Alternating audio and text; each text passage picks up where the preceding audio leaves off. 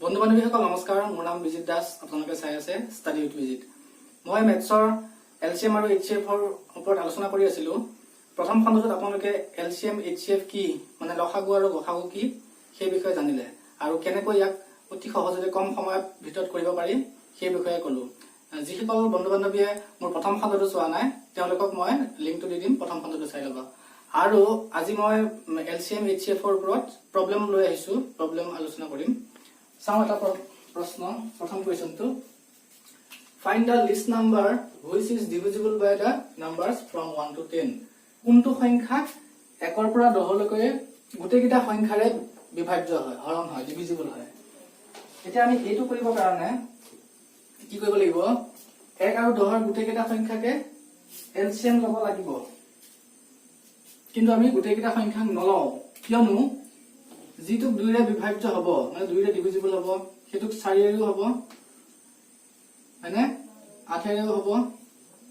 যিটো 3 দি হ'ব সেইটো 6ৰেও হ'ব, 9 দিও হ'ব।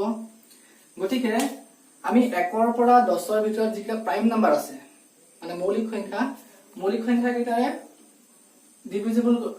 ডিভিজিবল কৰিলে হৈ যাব।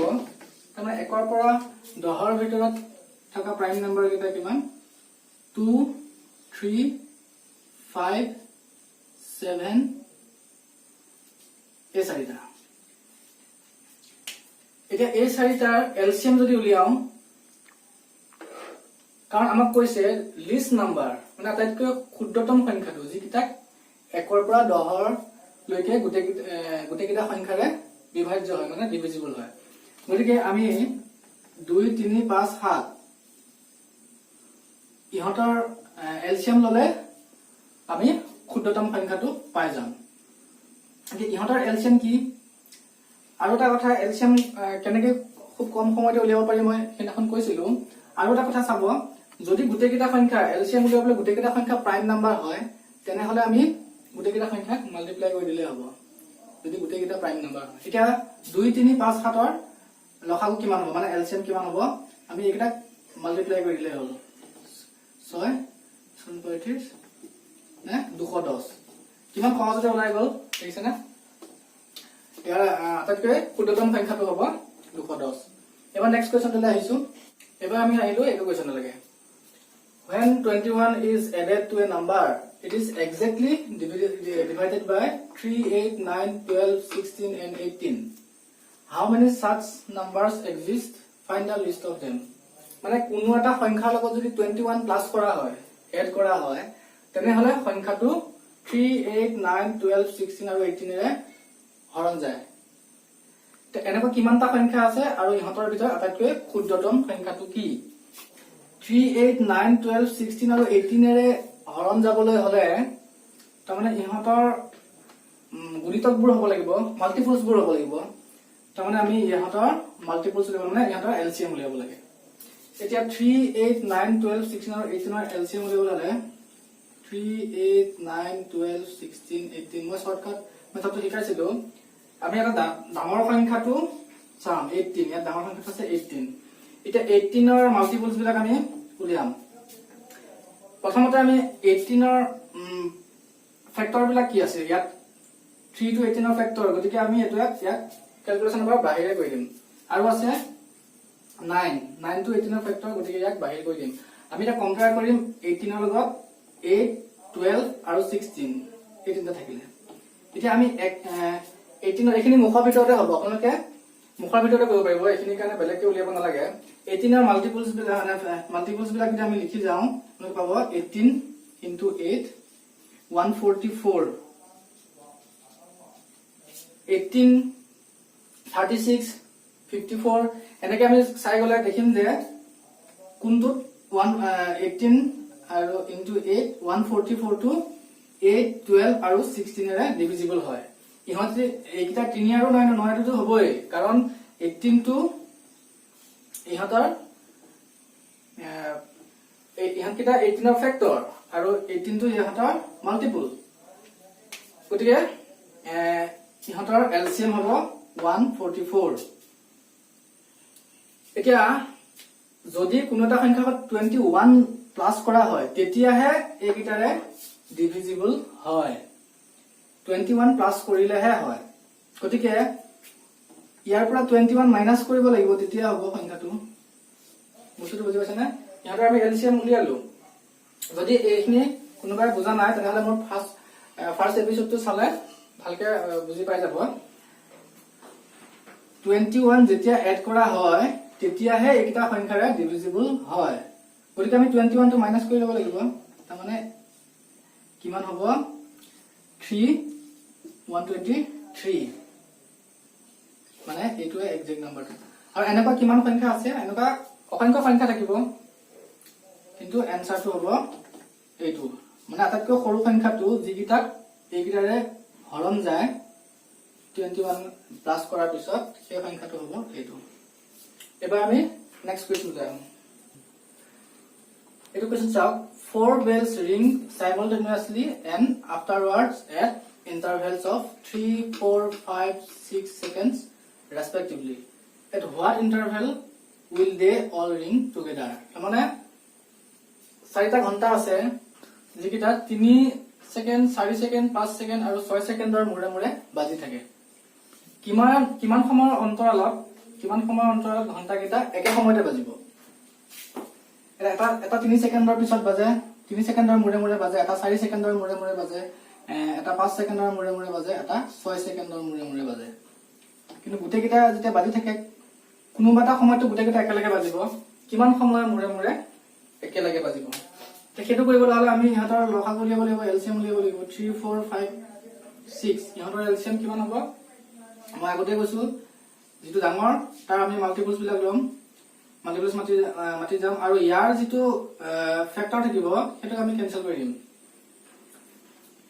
তেতিয়া আমি কম সময়ত লাভ আমি এক কম্পেয়াৰস 4 আৰু 5 ৰ লগত কৰিম 6 ৰ মাল্টিপল বিলাক মাটি গলে আমি দেখিম যে 60 টো হে 4 আৰু 5 ৰে ডিভাইড হয় তাৰ বাহিৰে বাকিবোৰ নহয় গতিকে ইয়াৰ এলসিএম হ'ব 60 সেকেন্ড বা 1 মিনিট মানে 1 মিনিট সময়ৰ মুৰে মুৰে ঘন্টা কেইটা একেলগে বাজিব ঠিক আছে না এনেকা কোৱেশ্চন খুব আহে কিন্তু এবাৰ মই অলপ ইয়াতকে অলপ ডিফাৰেন্স এটা কোৱেশ্চন কৰিব বিচাৰিছো এবাৰ মই এইটো কোৱেশ্চন আহিছো the traffic lights at 3 different route crossing change after 24 second 36 second and 54 second respectively if they all change simultaneously at 10:15 am then at what time will they again change simultaneously আমাৰ এই কোৱেশ্চনটো ইয়াৰ আগৰটো সৈতে মিল আছে তিনটা traffic light আছে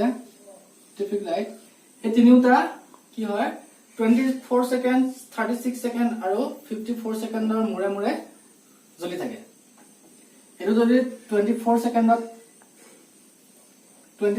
সেকেন্ডৰ পিছত জ্বলে এটো 36 সেকেন্ডৰ পিছত জ্বলে আৰু এটো 54 সেকেন্ডৰ পিছত জ্বলে ট্ৰাফিক লাইট এতিয়া ইহঁত প্ৰথম 10:15 ৰাতিপুৱা 10:15 একেলগে জ্বলাই দিয়া হয় জ্বলাই দিয়াৰ পিছত কিমান সময়ৰ পিছত আকৌ তিনিটা একেলগে জ্বলিব 10:15 যদি একেলগে জ্বলাই দিয়া হয় তেনেহলে কিমান সময়ৰ পিছত আকৌ একেলগে জ্বলিব এতিয়া কিমান সময়ৰ মুৰে মুৰে আকৌ ইহঁতে ইয়াৰ আগৰটো কোৱেশ্চনটো একদম একে কিমান সময়ৰ মূৰত আকৌ তিনিটা একেলগে জ্বলিব তাৰমানে আমি কি কৰিব লাগিব 24 36 আৰু 54 ৰ এলসিএম উলিয়াব লাগিব ইহা তিনটা এলসিএম উলিয়ালে আমি 54 ইয়াৰ মাল্টিপ্লাই কৰিম মাল্টিপলস বোৰ উলিয়াম এটা এলসিএম হ'ব 216 এতিয়া 216 সেকেন্ডৰ মুৰে মুৰে মানে ইহত তিনিটা একেলগে জ্বলে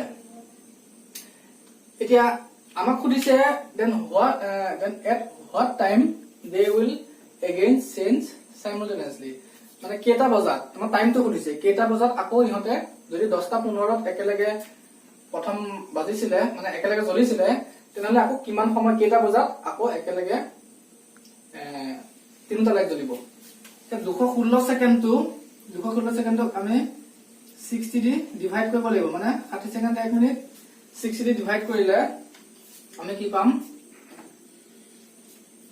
আমি মিনিটটো উলিয়াই লম 3 মিনিট আৰু থাকিব 36 সেকেন্ড তাৰমানে 3 মিনিট 36 ছেকেণ্ডৰ পিছত 3 মিনিট 36 ছেকেণ্ডৰ পিছত আকৌ একেলগে জ্বলিব। তাৰমানে ইয়াৰ লগত 3 মিনিট আৰু 36 ছেকেণ্ড প্লাস কৰিব লাগিব। তাৰমানে আৰম্ভণিটো আছিল 10টা, এটো ঘন্টা, আৱাৰ 15 মিনিট আৰু 00 ছেকেণ্ড। ইয়াৰ লগত আমি 3 মিনিট 3 মিনিট প্লাস কৰিব লাগিব আৰু 36 ছেকেণ্ড প্লাস কৰিব লাগিব। তাৰমানে কেইটা বজাত আকৌ একেলগে বাজিব? 10টা বাজি 18 মিনিট 36 ছেকেণ্ডত। 9 বাজি 18 মিনিট আৰু 36 ছেকেণ্ডত আকৌ একেলগে জ্বলিব। ঠিক আছে, এবাৰ মই নেক্সট কোৱেশ্চন আহিছো। এবাৰ আমি আহিছো এইটো কোৱেশ্চনলে, find the greatest length of a road which can measure exactly 42 meter, 49 meter and 84 meter. তাৰমানে 42 মিটাৰ লেংথ, 49 মিটাৰ লেংথ আৰু 84 মিটাৰ লেংথৰ তিনডাল ৰড আছে। ইহঁতক সমান জোখত কাটিব লাগে যাতে সৰ্বাধিক ইহঁত কিমান জোখত কাটিলে গোটেইকেইটা পিচ হৈ যাব, মানে কোনো বাকি থাকিব নোৱাৰিব, অলপো ৰৈ যাব নোৱাৰিব।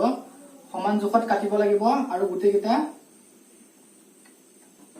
কোনো এটাৰে বাকি ৰৈ যাব নোৱাৰিব। তাৰমানে আমি এইটো কি উলিয়াব লাগে? HCF, গৰিষ্ঠ সাধাৰণ উৎপাদক। এইটো কোৱেশ্চনত এতিয়া আমি এই তিনিটা গসা উলিয়াব লাগিব। গসা আমি কেনেকৈ উলিয়াম? 42, 49, 84। 42 আমি ফেক্টৰ কেইটা উলিয়াব লাগিব। 3 3 7 গুণ 42, 7 into 7 49,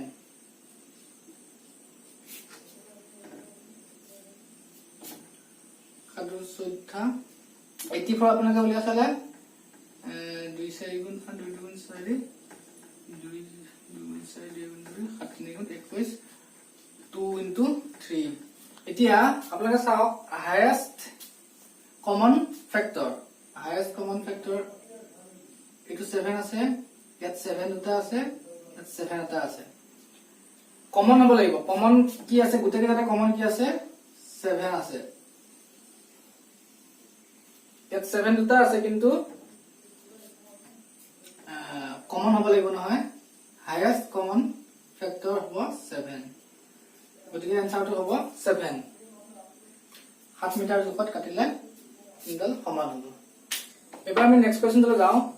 Find the greatest number which is divides this and this exactly, leaving remainder 10 in each case. তাৰমানে এইকেইটা সংখ্যা কোনটো ডাঙৰ সংখ্যাৰে হৰণ কৰিলে আটাইতকৈ, মানে কোনটো ডাঙৰ সংখ্যাৰে হৰণ কৰিলে 10 ভাগকে ৰৈ যায়, 10 ৰিমাইণ্ডাৰ ৰৈ যায়। তাৰমানে ইহঁতক হৰণ কৰাৰ পিছত হৰণ গৈ আৰু 10 ৰিমাইণ্ডাৰ ৰৈ যায়। তাৰ কাৰণে আমি প্ৰথমতে কি কৰি ল'ব লাগিব? এইকেইটা সংখ্যাক যিটো ডাঙৰ সংখ্যা আটাইতকৈ ডাঙৰ সংখ্যাৰে হৰণ যায় সেইটোৰ পৰা আকৌ 10 ভাগশেষ ৰৈ যায়। তাৰমানে ভাগশেষটো যদি আমি মাইনাছ কৰি দিওঁ তেনেহলে কি হ'ব? এক্সাক্টলি ডিভিজিবল হ'ব, হয়নে? 4640 9425 আৰু 4205। তাৰমানে এইকেইটা সংখ্যাক সেই সংখ্যাটোৰে ডিভিজিবল হয়, যেহেতু আমি ৰিমাইণ্ডাৰটো মাইনাছ কৰি দিলো। এতিয়া যিটো সংখ্যাৰে ডিভিজিবল হ'ব সেই সংখ্যাটো উলিয়াবলৈ হলে আমি ইহঁতৰ HCF উলিয়াব লাগিব, গসা উলিয়াব লাগিব। ইহঁতৰ গসা উলিয়াবলৈ হলে আমি প্ৰথমতে দুটা দুটাকে উলিয়াই ল'ব লাগিব যদি আমি ডিভিজিবল মেথডত কৰো। নহলে ফেক্টৰাইজেশ্যন কৰিলে আপোনালোকে কৰিব পাৰে। মই ডিভিজিবল মেথডটোৱে শিকাইছো, ডিভিজন মেথডটো। প্ৰথমে এই দুটা সংখ্যা লওঁ, যেহেতু ওচৰা-ওচৰি সংখ্যা, এই দুটা লওঁ। এতিয়া এই দুটা সংখ্যা ললে সৰুটোৱে ডাঙৰটোক হৰণ কৰিব লাগিব। ডাঙৰ সংখ্যাটো কি? 4640, সৰু সংখ্যাটো হৈছে 4205। 4205 4640 এবাৰ দিলে কিমান হ'ব? 4205 মাইনাছ কৰিলে এইটো 5 3 4 435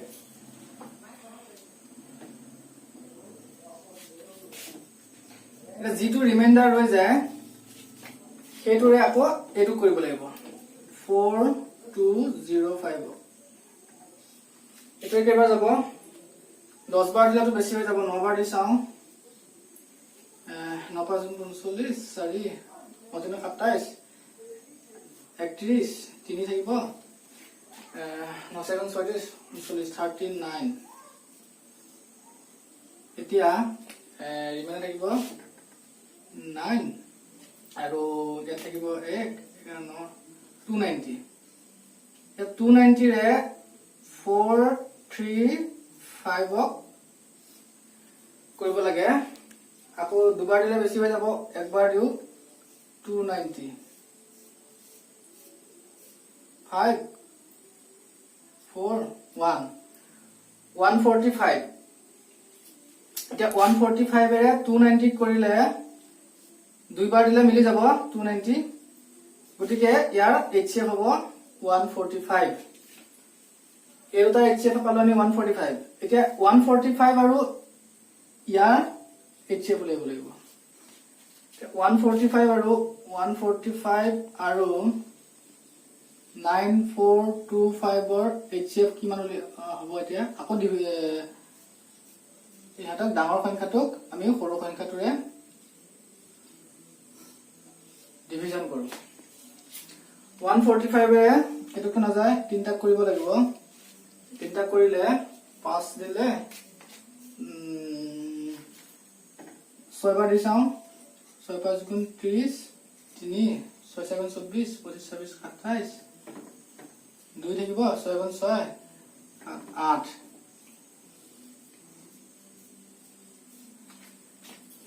ভাগে থাকিব 14 বাৰ গলে 7 725 এবাৰ 5 বাৰ যদি চাও 5 5 গুণ 25 2 5 সেকেন্ড 20 21 22 আর 2 এক থেকে 5 গুণ 5 7 মিলি গল 5 5 গুণ 25 5 সেকেন্ড 20 20 22 2 5 গুণ 5 7 মানে এটো এটো ডিভিজন কৰোতে এক্স্যাক্টলি মিলি গৈছে 0 লেছে ৰিমাইন্ডাৰ গটিকে 145 হ'ব HCF যেটো ভাজক থাকে সেটোৱে হ'ব গখাও HCF এটাকে ইহত কিটাৰ গুটেই কিটা HCF হ'ব 145 গটিকে এনসাৰটো কি হ'ব আটাইতকৈ ডাঙৰ সংখ্যাটো হ'ব 145 এবাৰ মই নেক্সট কোৱেশ্চন পাইছো এবাৰ নেক্সট কোৱেশ্চন চাও find da list number of square tiles that will be needed to pave a plot 20 meter by 15 meter তাৰমানে 20 meter by 15 meter জুখৰ এটা হলৰ মজিয়াত টাইলস লগাবলৈ সৰ্বাধিক কালি বিশিষ্ট বৰ্গাকাৰ টাইলসৰ নিম্নতম সংখ্যা কিমান এটো প্লটটোৰ জুখ কিমান আছে প্লটটোৰ জুখ আছে 20 meter by 15 meter তে টাইলস লগাবলৈ হলে টাইলসটো আকৌ স্কয়াৰ সাইজৰ টাইলস দিছে টাইলসটো স্কয়াৰ সাইজৰ হলে সাইড কিটা সমান হ'ব তাৰ বাহু কিটা সমান হ'ব লাগিব এনেকুৱা হ'ব লাগিব প্ৰথমতে আমি বাহু কিটাৰ সাইজটো উলিয়াই লওঁ বাহু কিটা কিমান হ'ব তাৰ সাইড কিটা কিমান হ'ব মানে যেটো টাইলস লগাব লাগিব সাইড কিটা কিমান হ'ব সাইড কিটা এফালেও মিলি যাব লাগিব এফালেও মিলি যাব লাগিব দুইটা সাইডে মিলিব লাগিব নহয় এনেকৈ মিলি যাব লাগিব এনেকৈ মিলি যাব লাগিব গতিকে সাইড কিটা উলিয়াবলৈ হলে টাইলসৰ সাইডটো উলিয়াবলৈ হলে আমি ইহতৰ 20 আৰু 15 ৰ HCF লব লাগিব প্ৰথমে আমি টাইলসৰ সাইডটো উলিয়াই লওঁ টাইলসৰ সাইডটো উলিয়াবলৈ হলে 20 আৰু 15 ৰ HCF কিমান হ'ব ঈশ্বৰ 2 গুণ 4 4 5 গুণ 20 15 3 5 গুণ 15 এবাৰ ইহতৰ হাইয়েস্ট কমন ফ্যাক্টৰ আছে 5 মানে টাইলসৰ সাইডটো হ'ব 5 এফালেও 5 এফালেও 5 টাইলসৰ সাইডটো পাই গলো এতিয়া আমি টাইলস কিমানখন টাইলস লগাব লাগিব সেইটো উলিয়াবলৈ হলে যেটো ইয়াৰ কালি এৰিয়াটো হলটোৰ এৰিয়াক আমি টাইলছৰ এৰিয়াৰে ডিভাইড কৰিলে আমি পাই যাম। হলটোৰ এৰিয়া কিমান হ'ব 20/15 আৰু টাইলছৰ এখন টাইলছৰ এৰিয়া কিমান হ'ব 5 × 5 5 × 15 5 × 20 মানে 12খন টাইলছ লগাব লাগিব। ঠিক আছে, মই আপোনালোকক লসাগু আৰু গসাগু HCF আৰু LCM আৰু HCF ৰ ওপৰত কেইটামান প্ৰব্লেম কৰি দিলো। আৰু তেনেকুৱা প্ৰব্লেম যদি থাকে আপোনালোকে মোলৈ পঠিয়াব পাৰে, চেণ্ড কৰিব পাৰে। যদি মোৰ ভিডিঅ' কেইটা চাই ভাল লাগে তেনেহলে লাইক কৰিব, শ্বেয়াৰ কৰিব, আৰু যদি মোৰ চেনেললৈ নতুনকৈ আহিছে তেনেহলে মোৰ চেনেলটো ছাবস্ক্ৰাইব কৰিব। ইয়াৰ পিছত মই নতুন মেথছৰ এটা নতুন চেপ্টাৰ ষ্টাৰ্ট কৰিম। আপোনালোকে ৰেগুলাৰ মোৰ ভিডিঅ' চাই থাকিব। ধন্যবাদ।